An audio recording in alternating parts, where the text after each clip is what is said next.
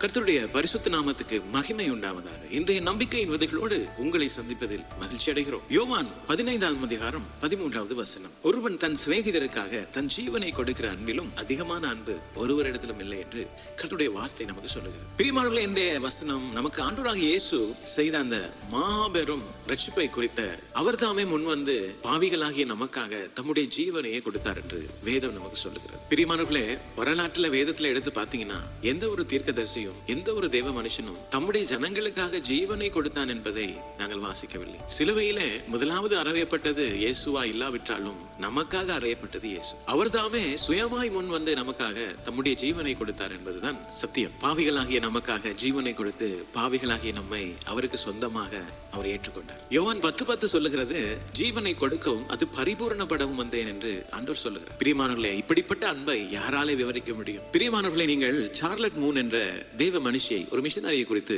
கேள்விப்பட்டிருப்பீர்கள். 1840 மிகவும் ஒரு கட்டுக்கோப்பான கிறிஸ்தவ குடும்பத்திலே வளர்க்கப்பட்டவர். சீனாவிலே நடந்த மிஷன்களை குறித்த கடிதங்களை வாசித்து இவருக்குள்ளும் ஆவியானவர் வெளி தேசத்துக்கு போய் ஊழியம் செய்ய வேண்டும் என்ற ஒரு உணர்வை தூண்டினார். 1873 அவர் 32 வயதா இருக்கும் பொழுது சதர்ன் பாப்டிஸ்ட் கன்வென்ஷன் என்ற ஊழிய ஸ்தாபனத்தின் மூலமாக செங்கோன் மாகாணத்திலே போய் ஊழியம் செய்கிறதுக்கு அவருக்கு ஒரு அழைப்பு வந்தது. அவர்கள் அதை ஏற்றுக்கொண்டார். சீனாவுக்கு வந்தவுடனே சீனர்களை போலவே அந்த உடை, நடை, பாஷை அத்தனையும் அவர் கற்றுக்கொண்டார். சீன மக்களோடு மக்களாகவே அவர் வாழ்ந்தார். கிட்டத்தட்ட 39 வருஷங்கள் சீனாவிலே ஊழியம் செய்த சார்லட் அவர்கள் கிட்டத்தட்ட 300க்கும் அதிகமான சபைகளை அங்கே நாட்டினார். சீன மக்களுக்கு ஆண்டவராகிய இயேசுவை இன்னும் கொண்டு போக வேண்டும் என்ற அந்த பாரத்தோடு சார்லட் மூன் கிறிஸ்துமஸ் ஆஃபரிங் என்ற ஒரு ஸ்தாபனத்தை அவர் உருவாக்கினார். அமெரிக்காவில் இருந்த சபைக்கு போகிற பெண்கள் மத்தியிலே இந்த காரியத்தை குறித்து கடிதம் மூலமாக அவர் பரிமாற தொடங்கினார். சீனா என்றாலே கொள்ளை நோய்கள் பேர் போன ஒரு தேசமா இருக்கிறது. அந்த காலம் தொடக்கம் இவர்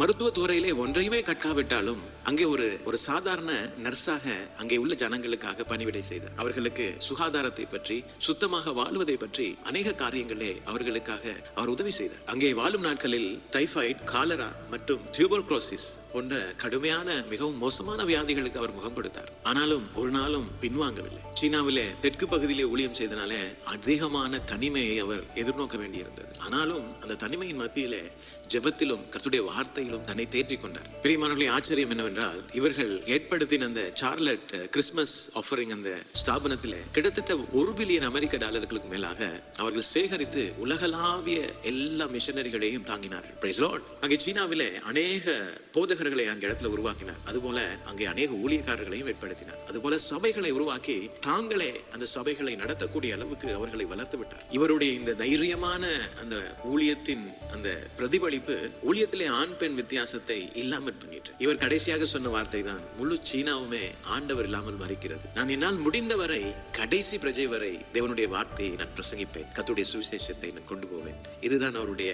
பிரியமானவர்களே, கர்த்தர் நம்மை நேசிக்கிறார். இயேசு நமக்காகவே தன்னுடைய ஜீவனை இந்த நாளிலே கொடுத்திருக்கிறார். இன்றும் உயிரோடு இருக்கிறார். இன்றும் உங்களை சந்திக்க வாஞ்சியா இருக்கிறார். நமக்காக ஜீவனையே கொடுத்தவருக்கு நாங்கள் என்ன செய்திருக்கிறோம்? ஒரு விசை திரும்பி பார்ப்போம். இந்த நாளிலே எங்களை நாங்களே ஒப்புக்கொடுப்போம். யோவான் 3:16 சொல்லுகிறது, தேவன் தம்முடைய ஒரே பேரான குமாரனை விசுவாசிக்கிறவனோ அவன் கெட்டு போகாமல் நித்திய ஜீவனை அடையும்படிக்கு அவரை தந்தருளி இவ்வளவாய் உலகத்தில் அன்பு கூர்ந்தார். பிரியமானவர்களே, கர்த்தர் உங்களை நேசிக்கிறார். இயேசு உங்களை நேசிக்கிறார். கர்த்தர் தாமே இந்த வசனங்களோடு உங்களை ஆசீர்வதித்திருப்பார் நான் விசுவாசிக்கிறேன். தொடர்ந்தும் பைபிள் மரத்தின் வேத தியான பகுதிகளோடு இணைந்து கர்த்தருடைய ஆசீர்வாதத்தை பெற்றுக் கொள்ளுங்கள். God bless you.